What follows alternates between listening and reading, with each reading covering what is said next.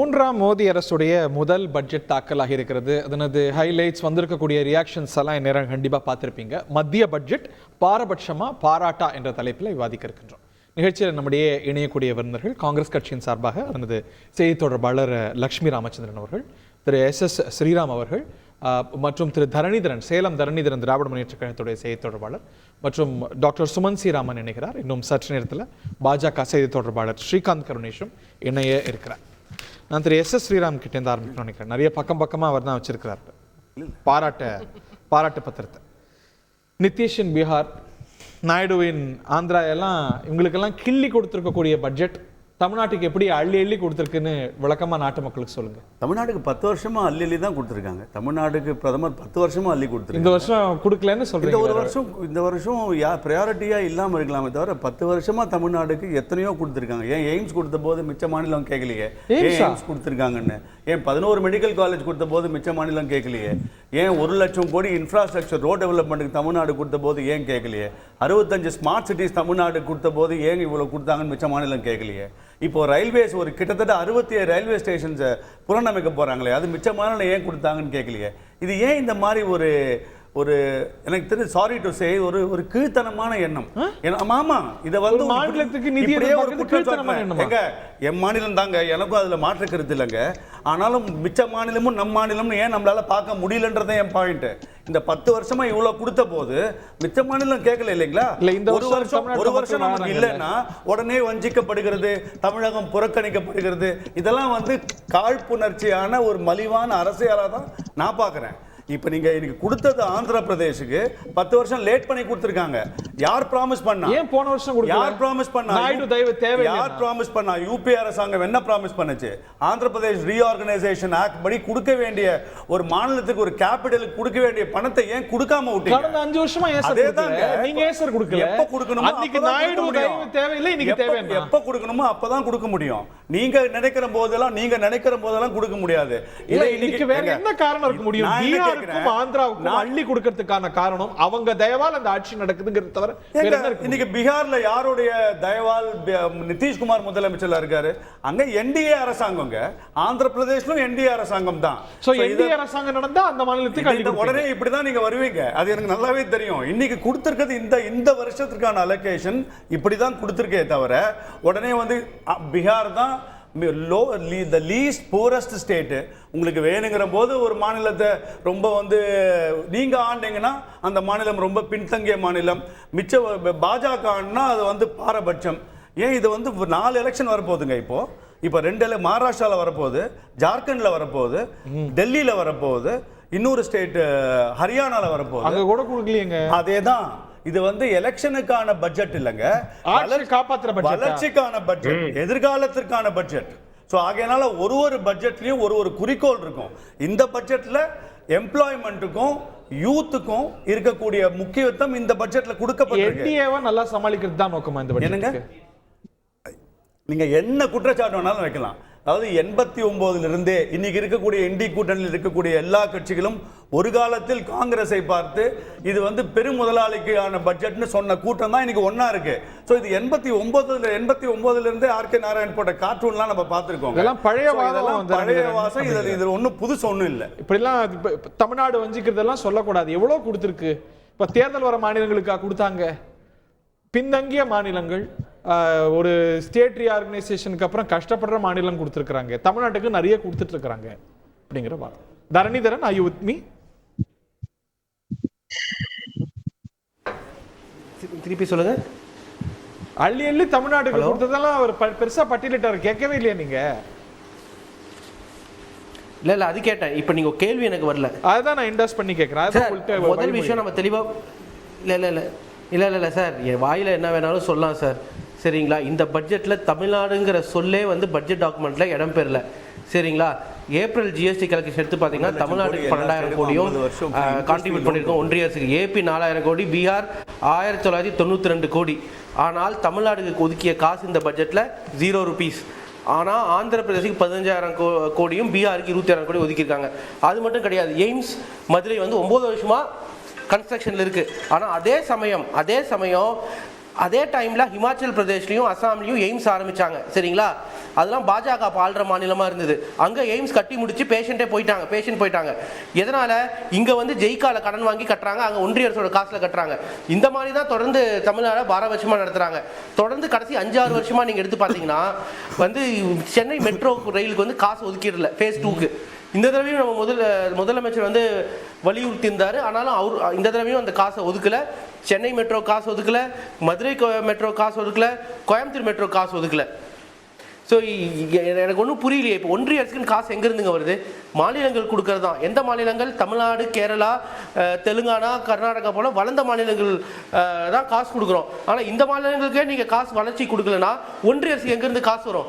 பீகாருக்கு இப்போ காசு கொடுத்துட்டே இருக்காங்க, ஆனால் அந்த மாநிலம் வளரல. எதனால அங்கே உள்கட்டமைப்பு சரியில்லை. இந்த உள்கட்டமைப்பை சரி பண்ணுறதுக்கு என்னன்னு பார்க்கணும்.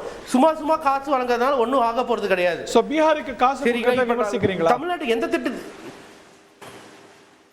நான் விமர்சிக்கிறேன்னு சொல்லலைங்க சார், ஒரு பேரிட்டியோட கொடுக்கணுங்கிறேன். சரிங்களா? அதுக்குன்னு தமிழ்நாடு நாங்கள் எதுவுமே தரமாட்டோம், எல்லாம் பீகாருக்கே தருவோம் அப்படிங்கிறது தான் தவறுங்கிறேன். தமிழ்நாடுக்கும் தரணும், பீகாருக்கும் தரணும். சரி, பீகார் வளர்ந்த மாநிலமா வளராத மாநிலமா இருக்கா, பீகாருக்கு கொஞ்சம் தமிழ்நாடு அதிகமாக தாங்க. சரிங்களா? அதுக்குன்னு நீங்கள் வந்து தமிழ்நாட்டுக்கு எதுவுமே தராமல் பீகாருக்கு வாரி வழங்க முடியாதுல்ல. இப்போ தமிழ்நாட்டில் தான் வரலாறு காண அளவுக்கு புயல் வந்தது, 4 மாவட்டங்கள் பாதிக்கப்பட்டன. சரிங்களா? நாம் வந்து கிட்டத்தட்ட 37,000 கோடி கேட்டோம், ஆனால் கொடுத்தது 276 கோடி, 0.7% நம்ம கேட்டதில்லை. ஆனால் பீகாருக்கு மட்டும் 11,000 கோடி கொடுத்துருக்காங்க. எதுக்கு? டிசாஸ்டர் மேனேஜ்மெண்ட் ப்ரிவென்ஷனுக்கு இந்த தடவை. அதுக்கப்புறம் ஹிமாச்சல் பிரதேஷ் காசு ஒதுக்கியிருக்காங்க, சிக்கிமுக்கு காசு ஒதுக்கியிருக்காங்க, உத்தராகண்டுக்கு ஒதுக்கியிருக்காங்க, ஆனால் தமிழ்நாடுக்கு ஒதுக்கல. எதனால? இது பாரபட்சம் இல்லையா? இது டிசாஸ்டர் மேனேஜ்மெண்ட் ஆக்ட்ல இருக்கு. டிசாஸ்டர் மேனேஜ்மெண்ட் ஆக்ட்ல இருக்கு. ஒரு ஃபிக்ஸ்ட் அமௌண்ட் எல்லா ஸ்டேட்டுக்கு வரும். ஒரு சிவியர் டிசாஸ்டர் இப்ப தமிழ்நாட்டில் அந்த மாதிரி வந்தா ஒரு அவங்க ஒன்றிய அரசு வந்து அவங்க ரிசர்வ் ஃபண்ட் வச்சிருக்காங்க, அந்த ரிசர்வ் ஃபண்ட் எடுத்து தரலாம். அது ஏன் தரல? ஏன்னா தூத்துக்குடியில் நடந்து வந்து 150 இயர்ஸ்ல இல்லாத அளவுக்கு ஒரு பெரிய சைக்ளோன். தமிழ்நாடுங்கிற வார்த்தையே பட்ஜெட் டாக்குமெண்ட்ல இல்லையே. வழக்கமா திருக்குறள் இருக்கும், புறநானூறு இருக்கும், அது கூட இல்லையே. தமிழ்நாடு மேப்ல இருக்கிறது மறந்து போச்சான்னு கேட்கறாங்க திரு ஸ்ரீகாந்த் கருணேஷ், பாஜகவுடைய செய்தி தொடர்பாளர் நம்முடைய நேரம். ஸ்ரீகாந்த். வணக்கம் அனைவருக்கும். அதாவது தமிழக முதல்வர் அவர்களுக்கு வந்து இப்போ வெளிவந்திருப்பது மத்திய அரசின் பட்ஜெட் அப்படிங்கிறது மறந்து போச்சு போல இருக்கு. ஏதோ தமிழ்நாடு பட்ஜெட் வந்திருக்கு அப்படின்னு நினைச்சிட்டாரு போல இருக்கு. ஏன்னா எந்த ஒரு மாநிலத்தையும் குறிப்பிட்டு மற்ற மாநிலங்கள் பெயர்லாம் வந்திருக்கா, நான் தமிழ்நாடு வந்திருக்கான்னு கேட்கும்போது இல்ல பெருசா. அதாவது ஒரு மாநிலம் பிரிக்கப்படும் போது அந்த மாநிலத்தின் தலைநகரங்களை அமைப்பதற்காக மத்திய அரசு நிதி வழங்குவது இயல்பு. இதுக்கு ஜார்க்கண்ட் கொடுக்கலையா, சண்டிகருக்கு கொடுக்கலையா, எப்ப கொடுத்துருக்கணும்? அதாவது நீங்க ஒரு நான் ஹைபோதெட்டிக்கலா கேக்குறேன். இப்ப நீங்க வந்து நாயுடு தயவு தேவையில்லை, நிதிஷ் தயவு தேவையில்லை, நீங்க பீகாருக்கும் ஆந்திராவுக்கும் இவ்வளவு கொடுத்திருப்பீங்களா? அதாவது நீங்க ஒரு மாநிலம் பிரிக்கப்பட்ட போது அவங்க அதுக்கு நிதி கேட்குறாங்க. அப்போ என்ன காரணங்களுக்காக மறுக்கப்பட்டது, எதனால் கொடுக்கப்படலை, அதுக்கப்புறம் அவங்க அந்த அதிகாரிகள் அங்கே இருக்கிறவங்கலாம் நிறைய குவரிஸ்க்கு பதில் சொல்லியிருப்பாங்க. பீரியாடிக்கலி வேற யாரும் ஆண்டா மாதிரி பேசுறீங்க. யாரு? 10 வருஷமா நீங்க ஆண்டீங்க. நாங்க தான் இருந்தோம். ஒரு மாநிலம் இப்ப நீங்க தமிழக அரசு நீங்க யோசிச்சு பாருங்க. இப்ப கூட சொன்னாரு டிசாஸ்டர் மேனேஜ்மெண்ட் 37,000 கோடி கொடுத்து கேட்டோம், நாங்க 200 கோடி கொடுத்தாங்கன்னு. நீங்க 37,000 கோடி சும்மா வாயில வந்ததுக்கு ஒரு ஃபிகர் நீங்க செய்வீங்களா? அதுக்கு ஒரு ஃபேக்சுவல் இது வேணாமா? எனக்கு இந்த துறையில இவ்வளவு இழப்பு, இந்த துறையில இவ்வளவு இறப்பு, இந்த துறையில நாங்க எங்களுக்கு இந்த நஷ்டத்தை சந்திச்சிருக்கோம், இவ்வளவு பொருளாதார பின்னடைவு இருக்குங்கிறத நீங்க என்ன புள்ளி விவரத்தோட கேட்டீங்க? நீங்க எங்க போய் சொன்னீங்க? எத்தனை முறை முதல்வர் நிதி ஆயோக்ல போய் உட்கார்ந்துருக்காரு? எத்தனை முறை நீங்க வளர்ச்சி திட்டங்களுக்கு பட்டியல் போட்டிருக்கீங்க? எத்தனை பொதுத்துறை நிறுவனங்கள் வேணும்னு கேட்டிருக்கீங்க? அது எதுவுமே இல்லை. அதாவது தமிழக அரசை பொறுத்தவரை என்ன செய்யணும்னா, இங்கே வந்து சட்டம் ஒழுங்கு பிரச்சனை இருக்கு, கள்ளச்சாராய பிரச்சனை இருக்குது, ஊழல் பிரச்சனை இருக்குது, ஏகப்பட்ட பிரச்சனைகளை இவங்க சமாளிக்கிறதுக்காக என்ன செய்யறாங்கன்னா மத்திய அரசோட ஒரு அஜிடேட்டிவ் மூடு, ஒரு மோதல் போக்கு. ஒரு தமிழ்நாடுக்கு நீங்க அள்ளி கொடுத்து அப்புறமா இதை கேட்டிருந்தாங்கன்னா இந்த அப்புறமா வேற ஒண்ணு கேட்பாங்க. அதாவது தமிழக அரசை பொறுத்த வரைக்கும் என்னன்னா அவங்க மத்திய அரசோட மோதல் போக்கு இருந்தா ஒரு ஹீரோயிசம்னு அவங்க காட்டுறாங்க. பதிலடியா கொடுக்காம இருக்கிறது இல்ல. நான் என்ன செய்யறேன், இத்தனையும் பண்றாங்களா? போன தடவை ஒரு 39 பேர் 38 பேர் உட்கார்ந்து இருந்தாங்கல்ல, வெறும் பஜ்ஜி சாப்பிட்டுட்டு இருந்தாங்களா? இப்ப ஒரு 40 பேர் உட்கார்ந்துருக்காங்க. என்ன போய் வீசிட்டு வராங்களா? என்ன பேசுறாங்க, என்ன கேக்குறாங்க? ஒவ்வொரு தொகுதிக்கும் அவங்க வந்து மொத்த தமிழ்நாட்டுக்கு என்னென்ன கொடுத்திருக்காங்க, இத்தனை வளர்ச்சி திட்டங்களுக்கு என்ன கேட்டிருக்காங்க? என்ன கேட்டிருக்கீங்க தரணிதரன்? நான் வரேன் சார். இதெல்லாம் வந்து தேவையில்லாத பேச்சு. ஆல்ரெடி டீடைல்டாக ஒரு டாக்குமெண்ட் கொடுத்தாச்சு. எதனால் 37,000 கொடுக்கணும்னு முதலமைச்சரே வலியுறுத்தினாரு, நிதியமைச்சரும் வலியுறுத்தினாங்க. ஒவ்வொரு தடவையும் ஒவ்வொரு எம்பிகளும் திமுகவோட பாராளுமன்ற உறுப்பினர்கள் அந்தந்த துறை அமைச்சர்களை சந்திச்சு அவங்க தொகுதி கேட்டுக்கொண்டே தான் இருக்காங்க. இந்த தடவை இப்படிலாம் பேசுவாங்க சொல்லி தான் முதலமைச்சரே வலியுறுத்தி இருக்காரு. அதுக்கு முன்னாடி எம்பி போய் கேட்டாங்க. முதல்வர் எப்ப போயிருக்காரு, நிதி ஆயோக் மீட்டிங்ல எத்தனை முறை உட்கார்ந்திருக்காரு, தமிழ்நாட்டுக்கான பட்டியல் எப்ப வாசிச்சிருக்காரு சொல்லுங்க. நான் தெளிவா உங்களுக்கு சொல்றேன், நீங்க ஏன் கேட்ட காசை கொடுக்கல? மெயின் காரணம் முதல்வர் எத்தனை முறை போனார் நிதி ஆயோக்ல? தமிழ்நாட்டின் வளர்ச்சி திட்டங்களின் பட்டியலை எடுத்துக்கொண்டு 10 ஃபைல் எடுத்துட்டு எங்க போனாரு? ஏங்க நீங்க வந்து நான் கேட்கறதுக்கு பதில் சொல்லுங்க. நான் இப்ப நீங்க நெறியாளர் கிடையாது, நான் பேசிட்டு இருக்கேன். நீங்க வந்து தேவையில்லாம விஷயத்தை குழப்ப கூடாது. நீங்க சொல்றீங்க கள்ளச்சாரம் வருஷம் மத்திய பிரதேச இருந்து 500 பேர். நீங்க கேளுங்க, நான் போய் சொல்ல டேட்டா எடுத்து பாத்துக்கோ. வேணா நீங்க வந்து ஃபேக் நியூஸ் பரப்புறன்னு போட்டுக்கோங்க. 100, 200, 400 பேர் வருஷந்தோறும் மத்திய பிரதேசல இறக்குறாங்க. உத்தரப்பிரதேசல 400, 500 பேர் இறக்குறாங்க வருஷந்தோறும். அதே மாதிரி குஜராத்ல இது எல்லாமே பாஜக மாநிலம். நீங்க வந்து அதனால நான் அப்படி சொல்ல, நான் அப்படி சொல்ல. நீங்க வந்து ஜஸ்டிஃபை பண்றீங்க. ஏதோ ஊழல் ஆட்சியில நான் என்ன சொல்ல வரேன், உங்க ஊழல் ஆட்சி சொல்லாதீங்க. ஊழல் ஆட்சி மோடி ஆட்சிங்க. ஊழல் ஆட்சிங்கிறது மோடி ஆட்சி. நீங்க ஊழல் ஆட்சின்னு சொல்ல முடியாது. யார் நீங்க யார் சொல்றது ஊழல் ஆட்சின்னு? ஊழல் ஆட்சிங்கிறதுலாம் கிடையாது. ஊழல் மோடி ஆட்சி தான் ஊழல் ஆட்சி. தேர்தல் பத்திரம் கொண்டு வந்து கார்ப்பரேட் ஸ்டைல்ல ஊழல் பண்ணது உலகமே பார்த்து வியந்தது. இந்தியா ஜனநாயக இந்தியா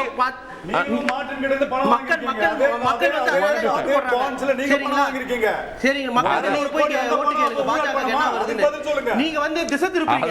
நான் கேக்குறது என்ன, அதே பாண்ட்ல நீங்களும் தான் 600 நாங்க வந்து 5 வருஷமா சொல்லுங்க. ஆன்லைன் சூதாட்டம் நடத்துறவங்கள்ட்ட 500 கோடி வாங்கி இருக்கீங்க. நீங்க வாங்கிருக்கீங்க. ஆன்லைன் சூதாட்டம் நடத்துறவங்கள்ட்ட போராட்டம் நடக்குறாங்க. பாஜக வாங்கிருக்கு. கொண்டு வந்தது யாருங்க? தேர்தல் பண்ண கொண்டு வந்தது யாரு? பாஜக தான கொண்டு வந்தீங்க. நீங்க எங்களை கொண்டு வந்தது யாரு சார்? இப்ப முக்கியமான திசை திருப்புறாங்க. விஷயம் வந்து எல்லாம் திருப்பல. நீங்க கரெக்ட்டா சொல்லுங்க, கரெக்ட்டா சொல்லுங்க. நீங்க குழந்தைகிட்ட கூட ஊழல் என்றால் நினைவுக்கு வருவது என்னன்னு கேளுங்க. திமுக ன்னு சொல்லட்டு நான் கேக்குறேன். ஊழல் என்றால் நினைவுக்கு வருவது கேட்டு பாருங்க. குழந்தை கூட திமுக வாயில பேசிக்கலாம். ஏதோ நிரூபிக்கப்பட்டிருக்கா, நிரூபிக்கப்பட்டிருக்கா. வாயில என்னன்னாலும் பேசலாம். சரிங்களா? சொல்றேன். நாங்க வந்து தாம்பரத்துல இருந்து செங்கல்பட்டுக்கு ஃப்ளைஓவர் கேக்குறோம். யாரு காசு ஒதுக்கல? மக்கள் வந்து சென்னையில இருந்து மத்த ஊருக்கு போறவங்களுக்கு டிராவலிங் டைம் 2 மணி நேரம் குறையும். ஏன் ஒதுக்க மாட்டேங்கிறீங்க? இது கடைசி 3 வருஷமாவே தென்னிந்தியால ரயில்வே பட்ஜெட் வந்து நார்த் இந்தியாவோட 5% தான் இருக்கு. ஆனா தமிழ்நாடு கொடுக்குற காசு வச்சா இந்தியா வளருது. இப்ப எத்தனை வந்தே பாரத் ரயில் ஓடுது, எத்தனை வந்தே பாரத் ஓடுது. Okay, have to go to that. Miss Lakshmi.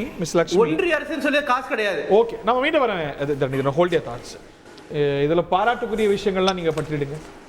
உங்களுடைய திட்டமே கொண்டு வந்திருக்காங்க. வணக்கம். Employment link incentive. எங்க தலைவர் திரு ராகுல் காந்தி அவர்கள் வந்து ரொம்ப அழகா ஒரு டிஸ்கிரிப்ஷன் கொடுத்திருக்காரு. குர்சி பச்சாவோ அப்படின்னு ஹிந்தியில சொல்லியிருக்காரு. அதாவது அவங்களோட நாற்காலியை காப்பாற்றுறதுக்காக ஒரு பட்ஜெட் போட்டிருக்காங்க. எந்தெந்த மாநிலங்களுக்கு அந்த நாற்காலியை காப்பாற்றுறதுக்காக கொடுத்துருக்காங்க, யாருக்கு கொடுக்கல அப்படிங்கிறதெல்லாம் நீங்கள் ஏற்கனவே பேசிட்டீங்க. ஸோ அந்த வார்த்தை அவங்க நாற்காலியை காப்பாற்றுறதுக்காக, கவர்மெண்ட்டை காப்பாற்றுறதுக்காக பட்ஜெட் போட்டாங்க. மக்களை நடுவில் விட்டுட்டாங்க, ஒன்றும் இல்லாத அவங்கள ஏமாத்திட்டாங்க. அதுதான் இந்த பட்ஜெட். நான் வரிசையா வரேன். இப்போ வந்து ஜாப், ஒரு நிமிஷம், ஜாப் அப்படிங்கிறது, எம்ப்ளாய்மெண்ட் அப்படிங்கிறது, வேலை வாய்ப்பு அப்படிங்கிறது ஒரு பெரிய பிரச்சனை அப்படிங்கிறது இந்த கவர்மெண்ட் ரெகக்னைஸ் பண்ணிருச்சு. அதுக்கு அவங்கள பாராட்டணும். ஏன்னா அவங்களோட மேனிஃபெஸ்டோலையும் சரி, இதுவரைக்கும் போட்ட பட்ஜெட்லயும் சரி, எம்ப்ளாய்மெண்ட் ஜாப்ஸ் அப்படிங்கிற வார்த்தையே நீங்க பார்த்திருக்க மாட்டீங்க. முதல் தடவை பார்ப்பீங்க. அதுவும் எப்படி காங்கிரஸ் மேனிஃபெஸ்டோவை மேடம் நிர்மலா சீதாராமன் அவர்கள் எடுத்து பார்த்து அதுல என்னெல்லாம் போட்டிருக்கோம், என்ன திட்டங்கள்லாம் மக்களுக்கு வந்து ப்ராமிஸ் பண்ணிருக்கோம் அப்படிங்கிறத படிச்சிருக்காங்க போல இருக்கு. அதை காப்பி அடிச்சிருக்காங்க, கட் அண்ட் பேஸ்ட் பண்ணிட்டு அதையும் அரைகுறையா பண்ணிருக்காங்க. too little too late. But அந்த 2 ஸ்கீம், அதாவது எம்ப்ளாய்மெண்ட் லிங்க்ட் இன்சென்டிவ்ஸ்ங்கிற ஸ்கீமா இருக்கட்டும், அதே மாதிரி இன்டர்ன்ஷிப் அப்ரெண்டிஸ்ஷிப் ஸ்கீமா இருக்கட்டும், ரெண்டுமே காங்கிரஸ் மேனிஃபெஸ்டோலேருந்து காப்பி அடிச்சிருக்காங்க.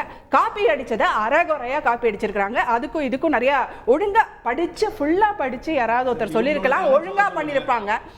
அடுத்தது இல்ல, நான் பேசுற போது குறுக்க பேச வேணாம். இவங்க இவ்வளவு டைம் எடுத்துட்டாங்க, நான் பேசி முடிச்சிடுறேன். ஓகேவா? அடுத்தது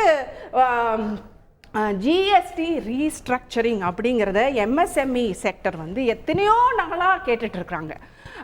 இது வந்து ஜிஎஸ்டியில் எவ்வளோ பியூரோக்ரஸி இருக்குது, அது அந்த ப்ராசஸே எவ்வளோ காம்ப்ளெக்ஸாக இருக்குது, காம்ப்ளிகேட்டடாக இருக்குது. ஸோ எம்எஸ்எம்இ வந்து நம்ம நாட்டில் வந்து சீரழிஞ்சதுக்கு பல காரணங்கள் இருக்குது. அதில் முக்கியமான காரணம் ஜிஎஸ்டி. ஆனால் ஜிஎஸ்டியை வந்து மறுசீரமைக்கப்படும் அப்படிங்கிறது காங்கிரஸ் மேனிஃபெஸ்டோவில் இருந்தது. அதையும் அவங்க படிச்சிருக்கலாம், அதையும் பண்ணியிருக்கலாம். வெறும் லிப் சர்வீஸ் அதை பண்ணுவோம், அதை வந்து we will relook at it அப்படின்னு ஒரே ஒரு லைன்ல ஒரே ஒரு சென்டென்ஸ்ல நிறுத்திருக்கிறாங்க. அது ஜிஎஸ்டி பத்தி, அதை தவிர வேற எதுவுமே இல்லை. அடுத்தது நீங்க பாத்தீங்கன்னா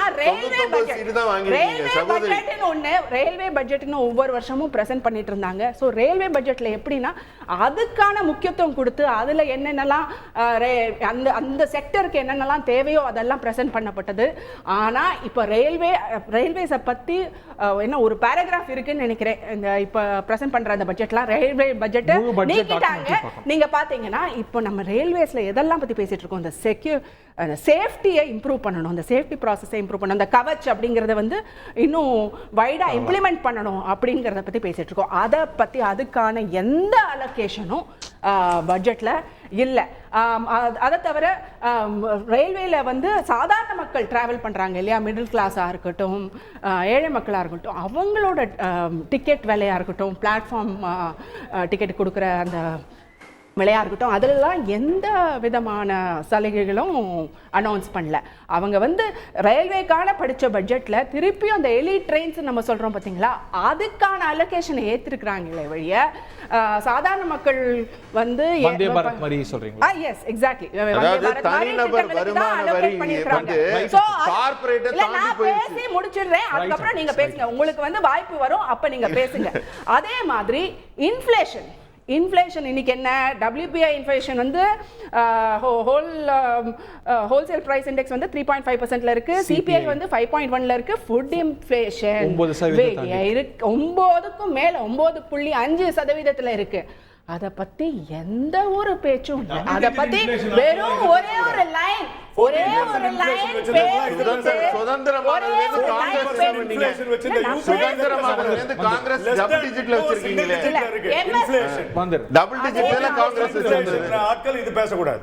இவங்களோட அந்த பெரிய முதலாளிகளுக்கு போக்கஸ்டாவே இவங்களோட பாலிசிஸ் இருந்தனால நம்ம MSME செக்டர் மிகவும் ஒரு மோசமான நிலைமையில் தள்ளப்பட்டிருக்கு. அதுக்கான அந்த ரெகக்னிஷனும் இப்ப வந்துருச்சு. ஆனா அவங்க MSME செக்டருக்கு அனௌன்ஸ் பண்ண அந்த ஸ்கீம்ஸும் போதிய அளவு கிடையாது அப்படிங்கிறது தான் டாக்டர் முன்னாடி. ரொம்ப சுருக்கமா ஸ்ரீராம், காப்பி அடிச்சிருக்கீங்க தானே காங்கிரஸ் மேனிஃபெஸ்டோல இருந்து? எங்க காப்பி அடிச்சிருக்கீங்க நீங்க ரொம்ப ஈஸியா சொல்லிடுறீங்க. அவங்க வந்து பாவம் இப்பவே வருத்தப்பட ஆரம்பிச்சிட்டாங்க. எல்லாம் ஃப்ரீன்ட்டு இப்போ ஒரே எல்லாத்துலயும் விலை ஏத்தியாச்சு இல்ல. எது என்ன எப்போ ஃப்ரீன்னு சொல்லுவோமே தவிர எப்படி பண்ணுவோன்றதுக்கு ஒரு எண்ணம் இருக்காது, ஒரு வெளிப்படையான தன்மை இருக்காது. ஆனால் இங்கே என்ன சொல்லியிருக்கு, இங்கே என்னதான் அந்த ஸ்டூடெண்ட்ஸ் லிங்க் அந்த ஸ்டைஃபண்டாக இருந்தாலும் அது எது மூலமாக வரும், யார் கொடுக்க போகிறாங்க, மக்கள் மேல் அந்த சுமை இருக்காதுன்ற கிளாரிட்டி இருக்கு. உங்களால் அந்த மாதிரி ஏதாவது ஒரு திட்டம் உங்களால் வாழ்க்கையில் பண்ண முடிச்சதா? நீங்கள் ஃப்ரீயாக கொடுத்துட்டு மக்களை எங்கடா திருப்பி சொரண்டலான்ற ஒரே எண்ணம் இருக்குமே தவிர இந்த கிளாரிட்டியோட ஏதாவது ஒரு ஸ்கீமா அவங்களை சொல்லுங்க. ஏன் இதை இந்திரா கேண்டீன் எங்கேருந்து இவங்க காப்பி அடிச்சாங்களா காங்கிரஸ்? அம்மா கேண்டீன் தானே இந்திரா கேண்டீன் ஆச்சு, அம்மா கேண்டீன் தானே அசாம்ல இதே இந்திரா கேண்டீன் ஆச்சு. காப்பி அடிக்கிறது இவங்க தான் பண்ணுவாங்க பெஸ்டா. ஓகே டாக்டர் சுமந்த், இதுல வந்து இப்போ அரசியல் நோக்கம் கொண்ட பட்ஜெட் அப்படின்னு விமர்சிக்கிறாங்க, ஆந்திரா பீகாரை குறிப்பிட்டு. அப்போ அந்த அரசியல் நோக்கம் உங்களுக்கு இருந்ததுன்னா உங்களுக்கு குரூஷியலான ஸ்டேட்ஸ்ல எலெக்ஷன்ஸ் வருது, மகாராஷ்டிராலேயோ இல்லை வேறு சில மாநிலங்கள்லையோ, அடுத்து டெல்லியில் வரக்கூடியது, அங்கெல்லாம் ஃபோக்கஸ் பண்ணியிருக்கலாமே வெறும் அரசியல் நோக்கம் அப்படின்னா? அதாவது இன்னைக்கு யாரோ ஒருத்தர் சொன்னாங்க பிரதான் மந்திரி சர்க்கார் பச்சாவ் யோஜனா அப்படின்னா. சோ பிரதான் மந்திரி தன்னுடைய அரசாங்கத்தை காப்பாற்றிக் கொள்ளக்கூடிய திட்டம் தான் இந்த பட்ஜெட் அப்படின்னு போட்டிருந்தாங்க. அது மாதிரி இது வந்து யாரோன்றது எதுக்கு யாருன்னு சொல்லுங்களேன். இல்லைங்க, இதுல போயிட்டு இருக்கு அந்த மகானின் பேரை தெரிஞ்சுக்கணும், அப்புறம் தான் நாங்க பதில் சொல்ல முடியும். இல்லைங்க, பதில் சொல்றதுக்கு இல்லைங்க, இது வந்து அவ்வாறு கூறப்படுகிறது, அதற்கு ஒரு வேலிட் ரீசன் இருக்கு. ஏன்னா ஒரு ஃபெடரல் ஸ்ட்ரக்சர்ல உங்களுக்கு அரசாங்கம் நடத்துறதுக்கு வேற வழி இல்லைங்கிறதுனால 2 மாநிலத்திற்கு பாரபட்சமாக நிதி ஒதுக்கீடு செய்து அந்த மாநிலத்திலையும் பாரபட்சமா நிதி ஒதுக்கி இருக்காங்களா இல்ல ஒரு வார்த்தை சொன்னாங்க we will work with multilateral agencies to enable facilitate loansங்கறாங்க. அப்ப ஆந்திராக்கும் பீகாருக்கும் நிஜமாவே இந்த பணம் எல்லாம் வரப்போகுதா வரலையான்னு கூட தெரியாது. சோ இதுல சார் நான் யாரையும் இன்டரப்ட் பண்ணல, நான் 20 நிமிஷம் சும்மா உட்கார்ந்து இருக்கிறேன், எல்லாரையும் பொறுமையா கேட்டுருக்கேன். தயவு செய்து allow me to speak 2-3 things. First of all, என்ன பிரச்சனை இன்னைக்கு? பிரச்சனை வந்து வேலையில்லா திண்டாட்டம். அதை அட்ரஸ் பண்ணிருக்காங்களா? அட்ரஸ் பண்ணிருக்காங்க. அந்த எம்ப்ளாயி லிங்க்ட் இன்சென்டிவ் ஸ்கீம் அது ஒண்ணு கொண்டு வந்திருக்காங்க. இன்டர்ன்ஷிப் ஸ்கீம் அதுவும் கொண்டு வந்திருக்காங்க. இது ரெண்டும் வரவேற்க. ஆனால் இதை தாண்டி ஒரு மிகப்பெரிய பிரச்சனை இருக்கிறது. கன்சம்ஷன் பிக்கப் ஆக மாட்டேங்குது. மக்கள் கையில் பணம் இல்லை. மக்களால் முன்பு செலவழித்தது போல் செலவழிக்கவில்லை. அது வளர்ச்சி விகிதத்துல ரிஃப்ளெக்ட் ஆகணும் டாக்டர். 8% மேல வளர்ச்சி விகிதம்ங்கிறது very impressive growth. இல்ல I'm sorry Hari, you are looking at see GDP growth is quite different. இப்போ 10 பெரிய குரூப்ஸ் வந்து அவங்களுடைய வளர்ச்சி அசுரத்தனமாக இருக்குன்னு வச்சுக்கோங்க, அதுவும் growthல தான் சேரும். நீங்க இந்த growth வந்து யாருடைய growth? இன்க்ளூசிவா இருக்கா அப்படின்னு பார்க்கலாம். இன்க்ளூசிவா இருக்கிறதா? ஒன்று. ரெண்டாவது சார் நான் முடிச்சிடுறேன் சார் ப்ளீஸ். சரிங்க. ஒன், டொமஸ்டிக் கன்சம்ஷன் இன்க்ரீஸ் பண்றதுக்கு என்ன பண்ணணும்? மக்கள் கையில காசு போடும். மாநில அரசுகள் அப்பப்போ இந்த 1000 ரூபாய் திட்டம் அதெல்லாம் ஒரு முயற்சி. ஆனால் மத்திய அரசு அவர்கள் அதாவது இது வந்து ஒரு கிட்டத்தட்ட ஒரு கம்யூனிஸ்ட் கட்சி வழங்கக்கூடிய ஒரு பட்ஜெட்டாக தான் நம்ம எடுத்துக்கணும். ஏன்னா ஒரு லெஃப்டிஸ்ட் ஐடியா பார்வையில் இருங்க சார் ஒரு நிமிஷம். நாங்களே எங்களுக்கு தெரியும் யாருக்கு கொடுக்கிறது எவ்வளவு கொடுக்கிறதுன்னு. It has never work. உலகத்துல மக்கள் கையில் பணம் கொடுத்தால் தான் கன்சம்ஷன் வந்து ஸ்பர் ஆகும். இது வந்து ஹிஸ்டாரிக்கல். இன்னைக்கு வந்து இந்தியா மக்களினுடைய சேமிப்பு 20 ஆண்டு கால லோல இருக்கு. 20 ஆண்டு காலத்தை விட இன்னைக்கு லோல இருக்கு ஹவுஸ் ஹோல்ட் சேவிங்ஸ். உண்மையா இல்லையான்னு போய் பாருங்க. சோ இதுல வந்து ஒரு விஷயத்தை நான் அக்செப்ட் பண்றேன், இதுல ஒரு வரவேற்கத்தக்கது. பிரச்சனை இருக்கிறது என்று இந்த அரசாங்கம் ஏற்றுக்கொண்டிருக்கு. இவ்வளவு நேரம் வந்து பிரச்சனையே கிடையாது, அன்எம்ப்ளாய்மெண்டே கிடையாது. 10 கோடி வேலை கொடுத்தாச்சு, 20 கோடி வேலை கொடுத்தாச்சு, ஆர்பிஐ டேட்டா கொடுக்குது, வேற யாரோ டேட்டா கொடுக்குறாங்க, இதை வச்சே ஓட்டிட்டு இருந்தாங்க. ஃபர்ஸ்ட் டைம் கிட்டத்தட்ட 23 முறை அன்எம்ப்ளாய்மெண்ட் ஆர் எம்ப்ளாய்மெண்ட்ங்கிற வார்த்தை இந்த பட்ஜெட்ல இடம்பெற்றிருக்கு பல ஆண்டுகளுக்கு பிறகு. வேலையில்லா திண்டாட்டம் நாட்டில் இருக்கிறது என்று முதல் முறையாக இந்த 10 ஆண்டு காலத்தில் இவர்கள் ஏற்றுக்கொண்டிருக்கிறார்கள், வரவேற்கத்தக்கது. ஆனால் அதை தாண்டி டாக்ஸ் பிரேக், இப்ப இருந்த கேபிட்டல் கெயின்ஸ் டாக்ஸ இன்க்ரீஸ் பண்ணிட்டாங்க 10ல இருந்து 12.5%. உங்களுக்கு எல்லாமே வந்து தொடர்ந்து மக்கள் மீது சுமை சுமை சுமை சுமை சுமை. What are we getting in return? அதே மாதிரிதான் ரோடு இருக்கு, அதே மாதிரிதான் மத்த பிரச்சனைகள் எல்லாம் இருக்கின்றன.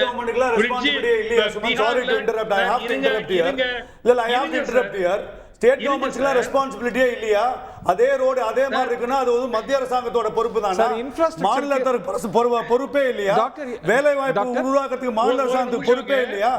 மாநில அரசாங்கம் ஜாலியா சுத்தலாம், மத்திய அரசாங்கம் மட்டும்தான் இதெல்லாம் பண்ணணுமா? அதுக்கு பதில் சொல்லுங்க. இதுக்கும் சேர்த்து சொல்லுங்க டாக்டர். இன்ஃப்ராஸ்ட்ரக்சருக்கு கணிசமா கூடுதலா ஒதுக்கி இருக்காங்க தானே? ஹரி, இன்ஃப்ராஸ்ட்ரக்சர் பூஸ்ட் அப்படிங்கிறது இப்ப நான் ஒரு 10-15 திட்டங்கள் நாம் எடுத்துக்கொண்டால் கிட்டத்தட்ட பெரும்பாலான திட்டங்கள், இப்போ இந்த புல்லட் ட்ரெயின் திட்டம், நாங்க புல்லட் ட்ரெயின் திட்டத்துக்கு 1,20,000 கோடி செலவு. எப்போ இனாகரேஷன் ஆகுது? 22, அப்புறம் 24, அப்புறம் 26, இப்போ 29. ஓகே. சோ நான் இது வந்து ஒரு எடுத்துக்காட்டா கொடுக்கிறேன். ஒரு மார்க்கி திட்டம் ஸ்மார்ட் சிட்டிஸ். நாங்க அதுக்கு எவ்வளவோ ஆயிரக்கணக்கான கோடி நிதி ஒதுக்கீடு. 100 ஸ்மார்ட் சிட்டிஸ் எங்க இருக்கு? ஒரு ஸ்மார்ட் சிட்டி காட்டுங்க பாப்போம். ஒரு ஸ்மார்ட் சிட்டி காட்டுங்க பாப்போம். இல்ல இது வந்து கரெக்ட். மாநில அரசுகளுக்கு பொறுப்பே இல்லையா? மாநில அரசுகளுக்கு பொறுப்பு இருக்கிறது சொல்லுங்க. ஆனால் இந்த எதிர்கட்சி அரசுகள் எல்லாம் லாயக் இல்லை, அவர்களுக்கு திறமை இல்லை. பாஜகவுக்கு டபுள் என்ஜின் ட்ரிபிள் என்ஜின் போட்டீங்களே, அப்போ உங்க மாநிலத்துல டபுள் என்ஜின் குஜராத்ல இருக்குது. ஒரு 15 ஸ்மார்ட் சிட்டியை காட்டுங்களேன். எங்க இருக்கு ஸ்மார்ட் சிட்டி? வாங்க. ஏன் உங்க சோஷியோ எகனாமிக் இண்டெக்ஸ் எல்லாம் தமிழ்நாட்டுக்கு வாங்க போலாம். ரெடி, வாங்க போலாம். நீங்க காட்டுங்க காட்டுங்க. சார். நம்ம ஏன் வாங்க சார்? போலாம். நீங்க ஏன் சார்? ரெடினா வாங்க அங்க போலாம். இருக்கிறவங்க வாங்க யூபில பக்கத்துல போலாம். பாண்டிச்சேரி எல்லாரும் பக்கத்துல பாண்டிச்சேரி இருக்கு, போயிட்டு வாங்க. போலாம் வாங்க. சார், ஒரு பக்கத்துல நிமிஷம் பாண்டிச்சேரி இருக்கு, அங்க இருக்க அத்தனை பில்டிங்ஸ் ஸ்மார்ட் சிட்டில கட்டுனது. சார், அங்க ஒரு எத்தனை நிமிஷம் பூங்கா சார். வந்திருக்கு, எத்தனை பீச் ரிசார்ட் வந்திருக்கு, ஒரு எத்தனை நிமிஷம் இன்ஃப்ராஸ்ட்ரக்சர் டெவலப்மெண்ட், அது எவ்வளவு தனியார் ஹோட்டல்ஸ் வந்திருக்கு beaches பாருங்க. சார். பாண்டிச்சேரி தனியார் எவ்வளவு beaches அழகா சார். ஆக்கியிருக்காங்கன்னு பாருங்க. தமிழ்நாட்டுல இவ்வளவு டபுள் manufacturing இன்ஜின் தான் இருக்கு. பிரமாதமா சரி, நடக்குது. ஆனா தமிழ்நாட்டுக்கு கொடுத்தா கொள்ளையடிக்குது. இம்ப்ளிமெண்டிங் ஏஜென்சி இங்க இருக்க ஊழல் அரசாங்கம் கொள்ளையடிக்குது, இம்ப்ளிமெண்ட் பண்றது இல்ல. பல ஸ்ரீகாந்த், go ahead. இல்ல இல்ல ஒரு நிமிஷம். Dr. Frisch. பல பல பல திட்டங்கள் வந்து மத்திய அரசினுடைய ஒரு மேற்பார்வையில், பர்டிகுலர்லி உதாரணத்துக்கு ஹைவேஸ். Okay. ஹைவேஸ் வந்து மாநில அரசுக்கு ஒரு பொறுப்பு இருக்கிறது. மத்திய அரசு பல நேஷனல் ஹைவே இம்ப்ளிமெண்டேஷன் ஸ்கீம்ஸ் இருக்கிறது. என்ன நடந்துட்டு இருக்கு? நான் என்ன கேக்குறேன்னா, ஒரு டிராமாட்டிக் டிரான்ஸ்ஃபர்மேஷன் இருந்திருக்கா என்றால் இல்லை. இன்கிரிமெண்டலாக வளர்ச்சி இருந்திருக்கா? 2014 வரைக்கும் இருந்த இன்கிரிமெண்டல் வளர்ச்சி தொடர்ந்து இருக்கிறது அந்த செக்டர்ல. அது நான் இல்லைன்னு சொல்லல. ஆனால் ஏதோ வந்து இந்தியாவே மாத்திட்டாங்க அப்படிங்கிற மாதிரி சொல்வதற்கு ஒன்றும் இல்லை. மக்கள் மீது வரி சுமை அதிகரித்துக் கொண்டே இருக்கிறது. சுமந்தனா, with all due respect you, நீங்க எப்பவுமே வீட்ல இருந்தே எங்களுக்கு வந்து வர்றீங்க பேசுறதுக்கு, இங்க வர மாட்டேங்கிறீங்க. அதனால ரோடு எல்லாம் எவ்வளவு அழகா இருக்குன்னு உங்களுக்கு தெரியவே மாட்டேங்குது. நீங்க வந்து பார்த்தா தான் தெரியும் இந்தியாவோட இன்ஃப்ராஸ்ட்ரக்சர் எப்படி மாறி இருக்காங்க, எத்தனை டிராக் ஓடுது அப்படின்னு. அதனால ஒரு லாங் போயிட்டு வாங்க, அப்பதான் தெரியும் உங்களுக்கு. ரெண்டாவது, நீங்க பேசினப்ப நீங்களே கான்ட்ரடிக்ட் பண்ணிருக்கீங்க. நீங்க சொல்றீங்க, ஒரு சைடு சொல்றீங்க சேவிங்ஸ் எவர் டைம் லோங்கறீங்க, அப்புறம் டிஸ்போசபிள் இன்கம் இல்லங்கறீங்க. சேவிங்ஸ் இல்லாட்டியே ஆப்போசிட் ப்ரொபோர்ஷன் டிஸ்போசபிள் இன்கம் ஜாஸ்தி ஆகும். அதிக செலவு பண்ணாதான் சேவிங்ஸ் வராது. ஆனா அதே நேரத்துல லட்சுமிமா, நீங்க கொஞ்சம் அமைதியா இருங்க, நான் சொல்றேன். தனிநபர் வருமான வரி அதிகமா இருக்கு. எதை விட? கார்ப்பரேட் டாக்ஸ் விட. இந்தியால நீங்க இப்ப வந்து பாத்தீங்கன்னா அதிகமாக மக்கள் சம்பாதிக்கிறார்கள். அப்ப சேவ் பண்ணலன்னா அந்த பணம் எங்க போகுது? டிஸ்போசபிள் இன்கம் ஆகுது. நீங்களே கான்ட்ரடிக்ட் பண்றீங்க உங்களோடது. எப்ப கார்ப்பரேட் டாக்ஸ் விட தனிநபர் வருமானம்? நீங்க சார், நான் எல்லாமே சொல்றது எல்லாம் தப்பு சார். நான் உங்களுக்கு முடிச்சிரேன், உங்க கான்ட்ரடிக்ஷன் முடிச்சிரேன். மாருதி கார், லோயல் கார் எவ்வளவு விக்குது நீங்க போய் பாருங்க. டூ வீலர்ல எவ்வளவு விக்குது போய் பாருங்க. இன்னைக்கு என்ன விக்குது? மெர்சிடிஸ் பென்ஸ் 2023 தான் இந்தியாவில் இருந்த சரித்திரத்திலேயே best year for Mercedes Benz in India. Audi car விக்குது, மெர்சிடிஸ் பென்ஸ் விக்குது. போய் மாருதி 800 எங்க விக்குதுன்னு பாருங்க.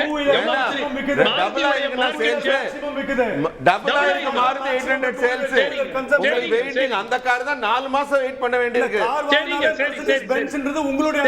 ஏன்னா நீங்க உங்க ரேஞ்ச் மட்டும் தான் பாக்குறீங்க. Maruti has posted the maximum sales also. நீங்க அதனாலதான் பென்ஸ பேசுறீங்க, கேபிட்டல் கெயின் பேசுறீங்க, மாருதியை பேச மாட்டேங்கிறீங்க. பெருந்தனக்காரர்கள் வந்து கவலைப்படுற விஷயமா நீங்க பேசுறீங்க. ஆனா பொதுமக்களுக்கு நிறைய பண்ணிருக்காங்க. இப்ப ட்ரைனிங், ஸ்கில் டெவலப்மென்ட்லாம் பண்றது. காங்கிரஸ் வந்து அழகா ப. சிதம்பரம் பாராட்டிட்டார், பிரமாதமான பட்ஜெட், ஆனா எங்களோட தாட்டுங்கிறாரு. அப்படி எல்லாம் கனவு காணக்கூடாது. பட்ஜெட் சொல்லல, அந்த திட்டத்தை சொன்னார். எது? அந்த அதாவதுங்க எப்படி சொல்லுவாங்க, மனசு வராது இல்ல, அவங்களுக்கு மனசு வரல. அதாவது இதெல்லாம் நாங்க சொன்னதுன்னு நினைச்சு இவங்களா கனவு காண்றாங்க. இவங்களுக்கு இனிமே என்னைக்குமே அடுத்த 2047 இலக்கை நோக்கி எங்க பட்ஜெட் இருக்கு. ஹரி, இந்த மாதிரி I will not allow fake news to be put out here. Maruti Suzuki reported a 2% year-on-year decline in total wholesale to 1,74,551 units in May 24, down from whatever. MSIL reported 6.45 decline in wholesale sales in 23. ஏற்கனவே decline ஆன 23 passenger car sales. எதை சொல்றீங்க? passenger Maruti passenger car sales. ஆனா நீங்க அது எவ்வளவு model வெளியில வந்து பாருங்க. மாருதியோட டோட்டல் சேல்ஸ் பாருங்க. அவன் முதல்ல வெறும் 800 தான் வச்சிருந்தான். இன்னைக்கு 20 கார் வருது. 20 கார் சேலோட டோட்டல் பாருங்க. நான் சொல்றேன் உங்களுக்கு ரேட். அவங்க சேல்ஸ் டபுள் ஆகுது. ஒரு பிராண்ட சொல்லாதீங்க சார். இந்த மாதிரி தயவு செய்து சொல்லாதீங்க சார். மக்கள் பார்த்துட்டு இருக்காங்க சார். அதேதான் நாங்களும் சொல்றோம். Passenger car sales sir. Passenger Karnaugh எல்லா மாடல் பேசஞ்சர் காரும் சேர்ந்து தான் சார் வரும். 29% குறைஞ்சிருக்கு சார் 23ல. ஏன் சார் இந்த டேட்டா படிக்கிறீங்க சார்? சரி விடுங்க சார். இப்ப அது நம்ம பட்ஜெட் விலகி இருக்குன்னா டேட்டா எங்க இருந்து படிக்கிறீங்கன்னு சொல்லுங்க சுமந்த். சார் அதாவது மாருதியுடைய சைட் சார் நீங்க சார் போய் இது பாருங்க சார் outside the topic அவர் சொல்ற டேட்டாவை இதை நம்ம அப்புறம் year on year growth is 24%. 5 சரி lakh sir. Now, let's widen this tip. 5,21,868 units car வித்திருக்கு. 24% increase year on year. சரி, budget. நீங்க எங்க இருந்து படிக்கிறீங்கன்னு எனக்கு தெரியாது. ஓகே லெட்ஸ் சரி சார் சரி சார் நம்ம let's சரி இல்ல எல்லாமே சூப்பரா இருக்கு எல்லாமே நல்லா நான் ஒரே ஒரு நிமிஷம் சொல்றேன். ரொம்ப சுருக்கமா 20 செகண்ட்ஸ் தரணிதரன் டீம் அனுப்பிட்டு போறோம் சுருக்கமா. அதாவது நாங்க தொழில் முதலீடுக்கு கிட்டத்தட்ட 11 லட்சம் கோடி ஒதுக்கீடு செஞ்சு சுருக்கமா. இப்ப சிறு குறு தொழில்களை முன்னேற்றுவதற்கு 2000 நமக்கு வந்து 47 நோக்கி நாங்க போயிட்டு இருக்கோம். தரணிதரன் இது வந்து தேர்தல் கணக்கு அப்படின்னு சொல்றீங்க. தேர்தல் கணக்கு அப்படின்னா இமீடியட்டா தேர்தல் வரக்கூடிய மகாராஷ்டிராக்கோ மற்ற மாநிலங்களுக்கோ அவங்க கொடுத்துருக்கலாமே. அந்த charge is that justify? Sir முதல் விஷயம் இந்த ஆட்சி இருக்கணுமே. இப்போ சந்திரபாபு நாயுடும் நிதிஷ்குமார் இல்லைன்னா அந்த ஆட்சி கவுந்துருமே. முதல்ல அடுத்த தேர்தல் அப்புறம் இப்போ ஆட்சி இருந்தால் தானே. மோடி ஆட்சிக்கு இப்போ பிரதமர் வந்து போனாலும் இவங்க எல்லாம் ஜெயில தான் இருப்பாங்க. அதனால முதல்ல ஆட்சியை காப்பாற்றணும். அதனால என்ன பண்ண முடியுமோ எல்லாம் வாரி வழங்க. நீங்க திமுக ஆட்சின்னு நினைச்சு பேசுறீங்க. தரணிதரன் நீங்க தெரியாம திமுக ஆட்சின்னு சொல்றாங்க. நீங்க குறுக்கிடாதீங்க சார். இல்ல நீங்க திமுக ஆட்சி போனா எல்லாரும் ஜெயில இருப்பாங்கங்கிற ஞாபகத்துல தெரியாம லவுடா பேசிட்டீங்க. நீங்க மத்திய அரசு பத்தி பேசுறீங்க. நீங்க மாநில அரசு நினைச்சு பேசிட்டீங்க. நீங்க அமைதியா இருங்க சார். தயவுசெய்து இங்க இருங்க. எனக்கு கொஞ்சம் இங்கிதமே கிடையாதுங்களா? ஏன்னா ஒருத்தர் பேசும்போது குறுக்கால ஆட்சியில இருக்கும்போது ஊழல் அமைச்சர்கள் தண்டிக்கப்பட்டது இந்தியாவிலேயே திமுக அமைச்சர்கள். பட்ஜெட்ல ஃபோக்கஸ் பண்ணுவோம். அது ஏங்க நீங்க நான் வரேன். நீங்க உங்க டைம்ல பேசுங்க. தயவு செஞ்சு குறுக்கிடாதீங்க. சந்திரபாபு நாயுடு பத்தி இதே பாதிக்கப்பட்ட அமைச்சர்கள் வந்து சில மாதங்களுக்கு முன் let him speak. வார்த்தைகளை கவனமாக Dharanidharan go ahead. Yeah. Go ahead. இல்லைங்க அது என்னோட உரிமை சார். அப்புறம் அவர் டைம்ல ஒரு பேசிட்டு கேளுங்க. சந்திரபாபு நாயுடு பத்தி மோடி அவர்களே கூட்டணி வரதுக்கு 3 மாசத்துக்கு முன்னாடி அவர் மாதிரி ஒரு மிகப்பெரிய ஊழல்வாதி இல்லைன்னு சொன்னார் பிரதம மந்திரி மோடியே. அப்புறம் ஆனா அதே ஆந்திர பிரதேசுக்கு காசு வழங்கி இருக்காரு. செந்தில் பாலாஜி பத்தி என்ன சொன்னார் சரிங்களா? டைவர்ட் பண்ணலீங்க. இங்க வாங்க. இல்ல செந்தில் பாலாஜி பத்தி கரூர்ல முதல்வர் என்ன சொன்னார்? சார் நீங்க இங்க இல்லாதவங்களா கூட்டத்தினா எப்படிங்க டிபேட் பண்றது? இல்ல அவர் பட்ஜெட் பேச சொல்லுங்க. அவர் பட்ஜெட் பேச சொல்லுங்க. உங்களுக்கு பதட்டம் ஏங்க யோ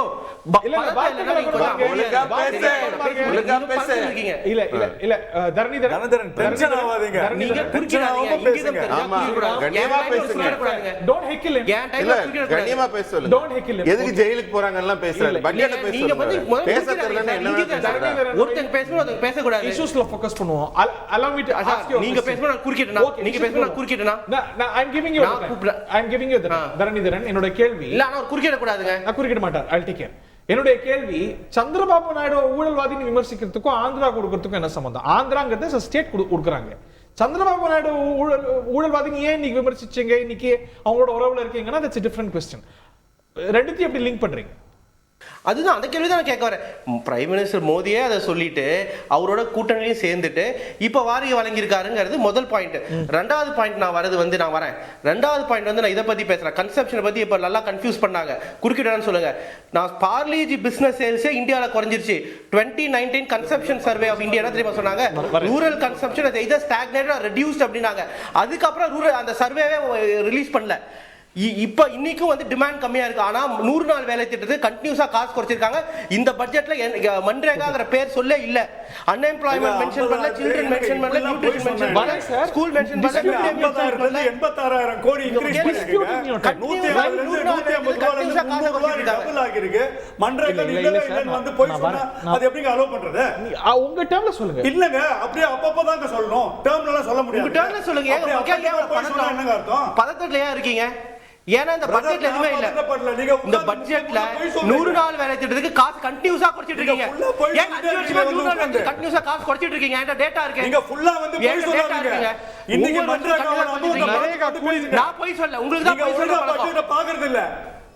நரேகாங்கிற டேர்ம் பட்ஜெட்ல மென்ஷன் பண்ணல.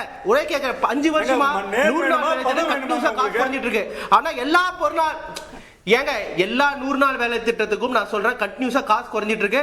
அதுவும் மாநிலத்துக்கு ஸ்டேட் காசு அலோகேட் பண்றதுல அதனாலதான் இன்னமும் ரூரல் கன்சம்ப்ஷன் மோசமா இருக்கு. நீங்க தயவு செஞ்சு அமைதி உங்க டைம்ல பேசுங்க சரிங்களா. கண்டினியூஸா காசு குறைச்சிட்டு இருக்காங்க. Education budget percentage of GDP காசு குறைஞ்சிருக்கு. ஹெல்த் கேர் பட்ஜெட் பெரிய அளவுல அதிகப்படுத்தல. எதெல்லாம் மக்களுக்கு அத்தியாவசியமோ அதுக்கெல்லாம் காசு வந்து இவங்க சுத்தமா அதிகரிக்கவே இல்லை. இந்த சென்சஸ் சுதந்திர இந்தியால முதல் தடவை சென்சஸ் நடக்கல 21ல. சென்சஸ்க்கு இந்த காசு ஒதுக்கல. அது ஜெயராம் ரமேஷ் ட்வீட்ல போட்டிருக்காரு. சென்சஸ் காசு நடத்தாம எப்படி நீங்க இந்த நாட்டில் எவ்வளவு மக்கள் இருப்பாங்க தெரியும். சென்சஸ் நடத்தாதனால இது வரைக்கும் 12 கோடி பேர் நேஷனல் ஃபுட் செக்யூரிட்டி ஆக்ட்ல விட்டு போயிருக்காங்க. ஏன்னா அது பட்ஜெட் பண்ண முடியல உங்களுக்கு. இந்த தடவையும் சென்சஸ்க்கு காசு ஒதுக்கல. இந்த மாதிரி எல்லா விஷயமுமே. இன்னொரு மெயின் முக்கிய விஷயம், நீங்க வந்து அன்எம்ப்ளாய்மெண்ட் போகணும்னா டிமாண்ட் அதிகரிக்கணும். டிமாண்ட் அதிகரிக்கணும்னா you have to put money in hands of the poor. அதுக்கு ரூரல் கன்சம்ப்ஷன் அதிகரிக்கணும். அதுக்கு 100 நாள் வேலை திட்டம் முக்கியம். அது காசு அதிகரிச்சிருக்கீங்களா? கிடையாது. இல்ல டாக்ஸேஷன் ரெஜிமை மாத்தணும். கார்ப்பரேட் டாக்ஸ் அதிகரிக்கணும். ஆனா நீங்க கார்ப்பரேட் டாக்ஸ் இன்னமும் குறைச்சிருக்கீங்க. ஃபாரின் கம்பெனிஸ்க்கு 40% 30% ஆக்கிருக்கீங்க. ஆனா இதுக்கு காம்பன்சேட் பண்றது என்ன பண்ண போறீங்க? ஜிஎஸ்டி டாக்ஸ் அதிகரிக்க போறீங்க. ஜிஎஸ்டி டாக்ஸ் அதிகரிச்சா யாரை பாதிக்கும்? நடுத்தர மக்கள், ஏழை மக்களையும் பாதிக்கும். சரிங்களா. இப்ப நீங்க நடுத்தர மக்கள், ஏழை மக்கள் காசு எடுத்து போய் பணக்கார மக்கள் கொடுக்குறீங்க. அதனால இன்இக்வாலிட்டி அதிகரிக்குது. அதனால டிமாண்ட் போகுது. அதனால அன்எம்ப்ளாய்மெண்ட். நீங்க சும்மா ஒரு திட்டத்தை அறிவிச்சு அன்எம்ப்ளாய்மெண்ட் சரி பண்ண முடியாது. ஏன்னா வேலை இருக்கணும். நிறுவனங்களுக்கு வேலை இருந்தாதான் வேலை கொடுக்க முடியும். ட்ரைனிங் கொடுத்தா மட்டும் போதாது. அவங்க வேலையை உருவாக்கணும்னா பொருளாதார டிமாண்ட் அதிகரிக்கணும். அதுக்கு டாக்ஸ் ரெஜிமை மாத்தணும். ஓகே, இந்த கவர்மெண்ட்ல கடைசி பாயிண்ட், இந்த கவர்மெண்ட்ல இன்டைரக்ட் டாக்ஸ் ப்ரொபோசல் 60% இருக்கு, டைரக்ட் டாக்ஸ் 40% இருக்கு. சரிங்களா. டைரக்ட் டாக்ஸ் 60% ஆகும், இன்டைரக்ட் 40% வரும். அதுவும் டைரக்ட் டாக்ஸ்ல கார்ப்பரேட் டாக்ஸோட ப்ரொபோர்ஷன் அதிகரிக்கணும். Okay, he is factually right. நரேகாவுடைய actually completely wrong. இல்ல சார், கொஞ்சம் இருங்க சார். நரேகாவுக்கான எக்ஸ்பெண்டிச்சர் குறைஞ்சதா இல்ல சார். இந்த வாட்டி இல்ல சார், இல்ல சார், கொஞ்சம் இருங்க சார். MGNRA ஓட டேட்டா 60,000 கோடி, இந்த வாட்டி 86,000 கோடிங்க. எங்க நீங்க வந்து 150 ரூபாயில இருக்கிறது வந்து 300 ரூபாய் ஆக்குனீங்க. எப்படி நீங்க ஃபண்ட் இல்லவே இல்லன்றீங்க? இன்னைக்கு அப்பட்டமா இப்படி மாத்துனா எப்படிங்க? மேடம் வந்து குர்சியை பத்தி பேசினாங்க. அந்த குர்சிக்கு தாங்க நீங்க 2 பேரையும் அமிச்சீங்க. சந்திரபாபு நாயுடு கிட்டயும் அமிச்சீங்க, நம்ம நிதிஷ்குமார் கிட்டயும் அமிச்சிருங்க. வாங்க, நான் உங்களுக்கு ஸ்பெஷல் ஸ்டேட்டஸ் தரோம், நரேகா கிட்ட வந்திருக்க. நீங்க கெஞ்சினீங்க. அப்ப அது குர்சியை பத்தி இல்லாம வேற எந்த நரேகா பத்தி கிளாரிஃபை பண்ணுங்க. அதே குர்சிக்கு தாங்க நீங்க அலைஞ்சீங்க. உங்களுக்கு குர்சி கொடுக்கல. நீங்க குர்சி நீங்க கத்தினு இருக்கீங்களே தவிர அந்த குர்சிக்கு நீங்க ஓடுனீங்க. அதை மறந்துடாதீங்க. அது என்டிஏ பார்ட்னர்ஸ் 2 பேரும் 2 ஸ்டேட்லயும் என்டிஏ கவர்மெண்ட் இருக்கு. அதையும் நீங்க மறப்பாதீங்க. அதே மாதிரி அது ஆந்திர பிரதேஷ் அந்த பைஃபர்கேஷன் ஆக்டுக்கான பணத்தை கொடுக்கப்பட்டிருக்கு. எப்போ, எவ்வளவு வருஷம் கழிச்சு, எப்ப கொடுக்கணுமோ அப்பதான். தமிழ்நாடு இப்ப என்டிஏ ஆட்சி, அதனால நாங்க பண்றோம், அவ்வளவுதான். எங்க கன்னியாகுமரி மேஜர் கண்டெய்னருக்கு 28,000 கோடி நீங்க போயிட்டு இருக்கு. அது ஏன் கொடுத்தீங்கன்னு கேக்குறீங்களா? ஏன் கொடுக்கலன்னு ஏன் கேக்குறீங்க? கொடுத்துருக்குல்ல. புல்லட் ட்ரெயினை உத்தவ் தாக்கரே 3 வருஷமா நிறுத்தி வச்சது ராகுல் காந்தியும் உத்தவ் தாக்கரேவும். அந்த புல்லட் ட்ரெயின் வந்திருந்தா, அலோவ் பண்ணிருந்தா அன்னைக்கே வந்திருக்கும். காப்பி அடிக்கிறோன்னு பத்தி சொல்றாங்க.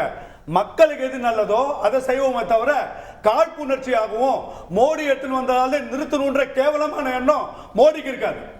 ஓகே, நீங்க அலோகேஷன் எப்படி ராகுல் காந்தி நிறுத்தினாரு? எப்படி நிறுத்தினாரு? உத்தவ் தாக்கரே அவங்களுடைய பெரிய என்னங்க அது என்ன அந்த அலையன்ஸ் பேர் என்னங்க? விகாடி அலையன்ஸ். மகாராஷ்டிரால ஒரு மகாவிகாஸ் அகாடி, அவங்கதான் ராகுல் காந்தி தான் அந்த பார்ட் ஆஃப் அலையன்ஸ். என்ன பண்ணாரு? அப்போ ஒரு போர்க்கொடி தூக்க வேண்டியதானே? புல்லட் ட்ரெயின் அனௌன்ஸ் பண்ணிருக்காருங்க மோடி, நம் நாட்டின் பெருமை, அதை பண்ணணும்னு. ஏன் நிறுத்துனீங்க? என்ன நிறுத்தினாங்க? புல்லட் ட்ரெயினுக்கான டெவலப்மெண்ட் அலோவ் பண்ணலங்க. நீங்க செக் பண்ணி யார் சொன்ன? எங்கங்க புல்லட் ட்ரெயின்? நான் வளரல. ஹரி என்ன இதெல்லாம்? நீங்க ப்ளீஸ் ஆஸ்க் எப்போ என்னைக்கு ராகுல் காந்தி புல்லட் ட்ரெயின் இது வந்து ஸ்டாப் பண்ணாருங்கிறது எக்ஸ்பர்ட் கேளுங்க. இல்ல உத்தவ் தாக்கரே எப்போ? மிஸ்டர் சுமன், எப்போ மகா விகாஸ் அகாடி எப்போ உத்தவ் தாக்கரே புல்லட் ட்ரெயின் திட்டத்தை நிறுத்தி வைத்தார்? கொஞ்சம் பேசலாமா? கேப்போ ஒரு எக்ஸ்பர்ட். நீங்க இப்ப மாருதிக்கு வந்து நீங்க நம்பர் பார்க்காம ஒரு கதை விட்டீங்க பாத்தீங்களா? அந்த மாதிரி நான் விடல. புல்லட் ட்ரெயின் அனௌன்ஸ் பண்ணது லாஸ்ட் டேர்ம்ல. அப்புறம் மகா விகாஸ் அகாடி வந்த போது மகாராஷ்டிரால உத்தவ் தாக்கரே, நம்ம சரத் பவார் அண்ட் ராகுல் காந்தி இவர்கள் 3 பேரும் சேர்ந்து தான் அப்ப அந்த ஸ்டேட் கவர்மெண்ட்ல புல்லட் ட்ரெயினுக்கான டெவலப்மெண்ட்டுக்கு நிறுத்தி வைத்தது இவர்கள் 3 பேரும். அந்த ஸ்டேட் கவர்மெண்ட்ல 3 பார்ட்டி இருந்தா இட் ஆல்சோ இன்க்ளூட்ஸ் ராகுல் காந்தி. அது எப்படி ராகுல் காந்தி லேண்ட் அக்விசிஷன்ல டிலே ஆச்சு? டிலே ஆச்சு கொடுக்கலங்க. டிலே ஆச்சுன்றது ஒரு டேர்ம். அதை செய்ய விடாம பண்ணது அந்த மகா விகாஸ் அகாடி. ரைட். யார் சொன்னது? ராகுல் காந்தி சொன்னாரா? நான் உத்தவ் தாக்கரே சொல்றேன், சொன்னாரா? ராகுல் தான் சொல்லணுமா என்ன? அது எங்களுடைய குற்றச்சாட்டு. ஆலயன்ஸ்ல இருக்கிறதுனால சொல்றாரு போல. Miss Lakshmi has not spoken for a long time. சொல்றதுக்கு ஒண்ணு இல்ல. இல்ல, இந்த மாதிரி பேசணும். என்ன சின்ன குறுக்கீடு? கண்டென்ட் இல்லாம Sir, ஒரே second, sir. பொய்ய கத்தி மட்டும் பேச 10 seconds, keep it short. ஒரு சார் இப்போ இந்த புல்லட் ட்ரெயின் இருக்குல்ல, அதுக்கு 1,08,000 கோடி செலவாகுது. அதுக்கு ஒரு லெஸ் தென் 20% காசு போடாம போறோம். இந்தியாவில் இருக்க எல்லா ரயில்வே ட்ராக்கும் கவாஷ்ல வந்து இன்க்ளூட் பண்ணிடலாம்.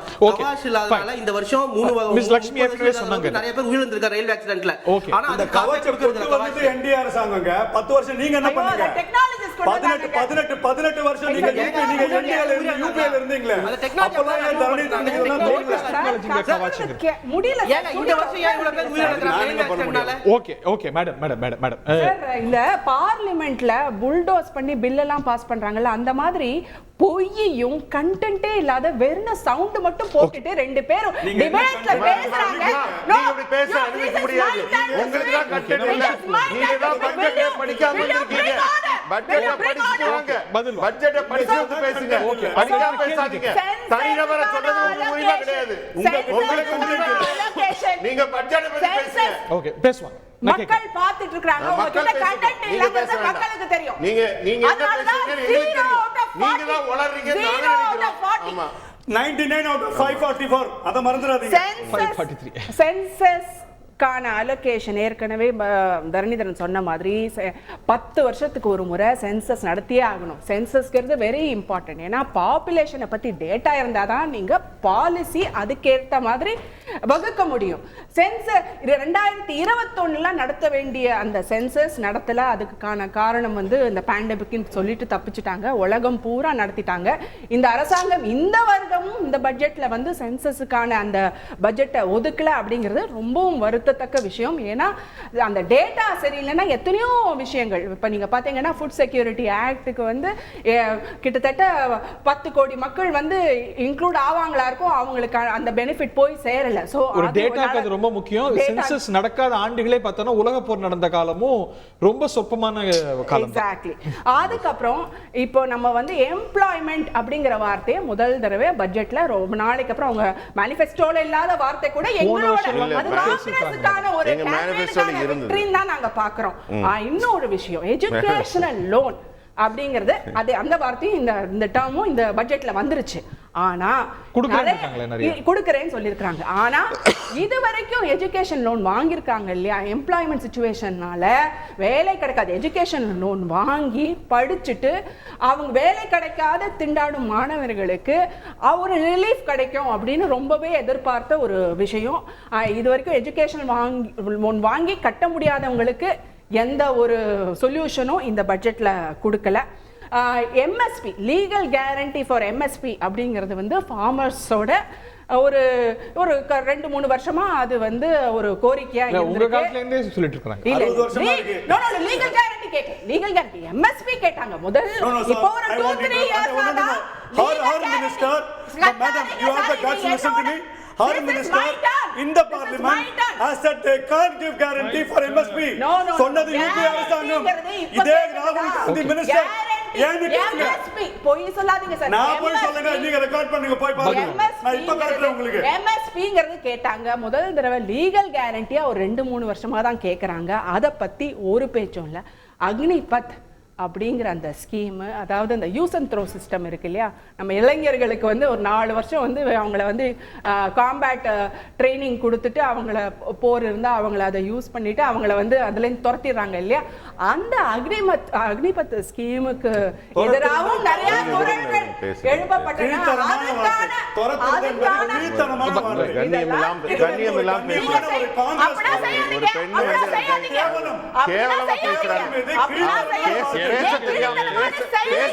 பேசுறாங்க. அதாவது ஐரோப்பிய நாடுகள் மாணவர்களுக்கு போர் பயிற்சி கொடுத்தா ஆஹான் கொண்டாடுவாங்க. இந்திய அரசாங்கம் 4 வருஷம் போர் பயிற்சி கொடுக்குது மாணவர்களுக்கு.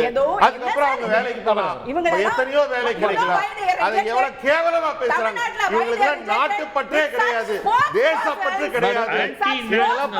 மற்ற நாடுகள் ஆமா நாட்டுப்பற்று இல்லாத நபர்கள், தேசப்பற்று இல்லாத நபர்கள். Allow me to ask a question, sir. Constant hatred towards army. Allow me to ask a question. Allow me to run the show, sir. Allow me to run the show. Disrespect army. Sir, They disrespect the army. I see it from this person who's the Congress spokesperson. ஆமா இந்த ஒரு கேள்வி கேட்க anti கொடுங்க. National சொல்லிடுங்க sir. 100%. இவங்களை வச்சுட்டு ஏன் பிஜேபி வரலன்னா இந்த மாதிரி ஸ்போக்ஸ் பர்சன்ஸ் பிஜேபி இதுக்கு இந்த மாதிரி டிபேட்ஸ்க்கு அனுப்பிச்சாங்கன்னா வர்றதுக்கு சாத்தியமே இல்லை. ஏன்னா உங்கள்ட்ட கண்டென்ட் இல்ல, உங்கள்ட்ட கண்டென்ட் இல்ல, அவ்வளவுதான். விஷயம் தான் பேசுங்க, விஷயம் தான் பேசுங்க. இந்த மாதிரி கேவலப்படுத்தாதீங்க, நாட்டை கேவலப்படுத்தாதீங்க, நாட்டை பாரத நாட்டை கேவலப்படுத்தாதீங்க. அதாவது நம்மளுடைய ராணுவ வீரர்களை அசிங்கப்படுத்தாதீங்க, ராணுவ வீரர்களை அசிங்கப்படுத்தாதீங்க, தேச துரோகம் பண்ணாதீங்க, தேச துரோகம் பண்ணாதீங்க. நேர்மையா இருங்க, நாட்டுக்கு நேர்மையா இருங்க. உங்களுக்கு எல்லாம் கொடுக்கிற நாட்டுக்கு கொஞ்சம் விசுவாசமா இருங்க. மேடம் ஒரு ஒன் லாஸ்ட் क्वेश्चन, என்ன கேள்வி கேட்க கொடுங்க. நான் உங்கள்ட்ட கேட்டு வந்துறேன், உங்கள்ட்ட வந்துறேன். சரி இப்போ நீங்க என்ன சொல்றீங்க? ஆந்திராக்கு அள்ளி கொடுத்துட்டாங்க, பீகாருக்கு அள்ளி கொடுத்துட்டாங்க. நீங்களே தான் இந்த அனைத்து கட்சி கூட்டத்துல ஸ்பெஷல் ஸ்டேட்டஸ் கொடுங்க. Special status entails lot of money. கொடுத்தா ஏன் கொடுத்த, கொடுக்காட்டி ஏன் கொடுக்கல கேட்டுப்பீங்க. உங்களுக்கு ஏன் கொடுத்தீங்கன்னு நாங்க கேட்கவே அனைத்து கட்சி கூட்டமா கேட்டீங்க. ஏன் கொடுத்தீங்க அவங்களுக்கு மட்டும் ஸ்பெஷல் ஸ்டேட்டஸ் கொடுங்கன்னு ஆந்திராக்கு ஸ்பெஷல் ஸ்டேட்டஸ் கேட்டீங்க. அழகு தரணிதரன் கேட்டார்ல, மெட்ரோ ரயிலுக்கு நாங்க கேட்டுட்டே இருக்கோம். மெட்ரோங்கிறது ஒரு முக்கியமான ப்ராஜெக்ட் இல்லையா? சென்னையா இருக்கட்டும், கோயம்புத்தூரா இருக்கட்டும், 2 மிகப்பெரிய நகரங்கள்ல பப்ளிக் டிரான்ஸ்போர்ட் மாஸ் டிரான்சிட்டுக்கு வந்து ஒரு மிகப்பெரிய பிரச்சனையா இருக்கு. மெட்ரோங்கிறது நமக்கு ஒரு முக்கியமான ப்ராஜெக்ட். ஏன் அதுக்கான தொகையை நாங்க கேட்ட தொகையை கொடுக்கல? அதே மாதிரி மகாராஷ்டிரா கேக்குறாங்க, கேரளா கேக்குறாங்க, நார்த் ஈஸ்ட் கேக்குறாங்க. அவங்களுக்கு ஏன் கொடுத்தேன்னு யாரும் கேட்கல. ஏன் மட்டும் உங்களுக்கு கொடுக்கல அப்படிங்கற கேள்வி. நல்ல கேள்வி, நான் பதில் சொல்றேன். நீங்க சென்னையில மட்டும்தான் உலகத்துல ஒரு அதிசயம் நடக்குது. ₹1 மத்திய அரசு கொடுக்காம, ₹1 மாநில அரசு கொடுக்காம எல்லாரும் இலவசமாவே வேலை செஞ்சு 60 லட்சம் ரூபாய் ப்ராஜெக்ட் முன்னுக்கு வந்துட்டு இருக்கு. யாராவது நம்புவாங்களா? யாராவது நம்புவாங்களா? எப்படி இருக்கு? எங்க வந்திருக்கு பணம்? கொடுத்தது யாரு? இல்ல கேட்ட பணம் வரல. சரி, நம்ம 60 லட்சம் கோடியும் எங்க நீங்க எந்த ஒரு அது ஒரு பிரைவேட் கம்பெனி தான் அதை கொண்டு வரது. யார் வேணாலும் ஆர்டிஐ போட்டோ ரிஜிஸ்டர் ஆபீஸ் வந்து வாங்கிக்கலாம், அவங்க எம்ஓயு வாங்கிக்கலாம், மெமரண்டம் ஆர்டிகல் பாத்துக்கலாம், எங்க இருந்து பண்ண பேலன்ஸ் ஷீட் வாங்கி பார்க்கலாம். 60 லட்சம் கோடியும் ஜப்பான் நிறுவனத்திலிருந்து வந்து மத்திய அரசின் கேரண்டி மூலமாக வந்து அங்க வேலை நடந்துட்டே இருக்கு. ஒரு விஷயம், 3 விஷயத்தை சொல்லிடுறேன் லட்சுமி. ரெண்டாவது, இது சென்சஸ் கேட்டாங்க.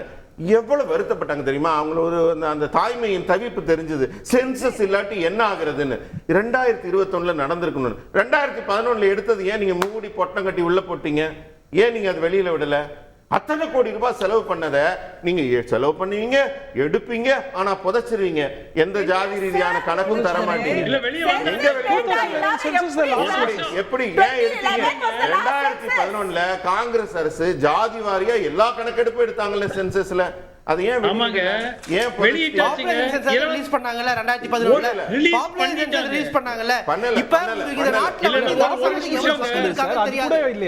21ல இந்த நாட்டுல அவங்க எடுத்தாங்கல ஒரு சாதி ரீதியா. சாதி வேறங்க. லாஸ்ட் சென்சஸ் நம்மள்ட்ட இருக்குது என்ன? இப்போ 2011 census basis for all policy today. 2011 census தான் இருக்கு. கன்ஃபியூஸ் பண்றாங்க. மகளிர் இடஒதுக்கீட்டுக்கு இந்த சென்சஸ் பேஸ் பண்ணி தான் அலாட்மென்ட் வர போகுது. அதுக்கான வேலைகள் நடைபெறும். அதுக்கான வேலை நடைபெறும். முன்னரை விட பட்ஜெட்ல இல்லையே. ரொம்ப ஈஸி. பட்ஜெட்ல இல்லையே. முன்னரை விட ரொம்ப ஈஸி. பட்ஜெட்ல இல்லையே. அது பொது ஒதுக்கீட்டுல இருந்து வருங்க. நீங்க அந்த பெயர் சொல் இல்லங்கிறதுனால ஏன் கவலைப்படுறீங்க? ஏன் நடக்கலன்னு கேளுங்க, அது வேலை ஆகும்.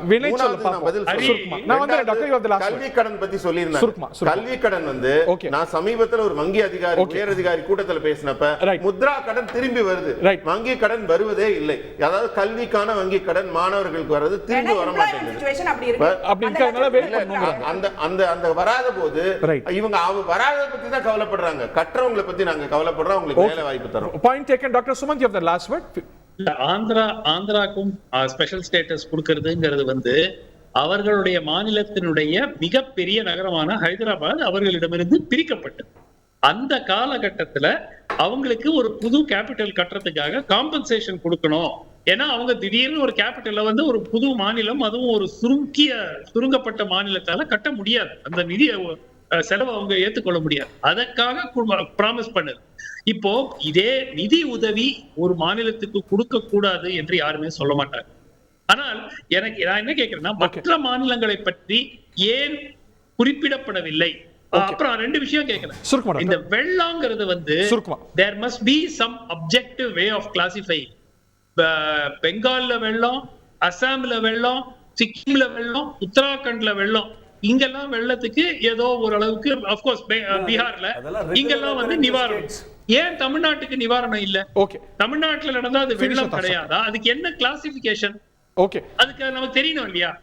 ரைட். இந்த கேள்விகள்லாம் இருக்கு. இன்னும் நிறைய கேள்வி இருக்கு. இந்த பட்ஜெட் டாக்குமெண்ட் இன்னும் பெரியது. ஸோ வரக்கூடிய நாட்களில் அது தொடர்பான நிறைய கேள்விகளும் பதில்களும் வரும். பார்க்கலாம். நிகழ்ச்சியில் பங்கு கொண்ட விருந்தினர்கள், பார்த்தினர்களுக்கு நன்றி, வணக்கம்.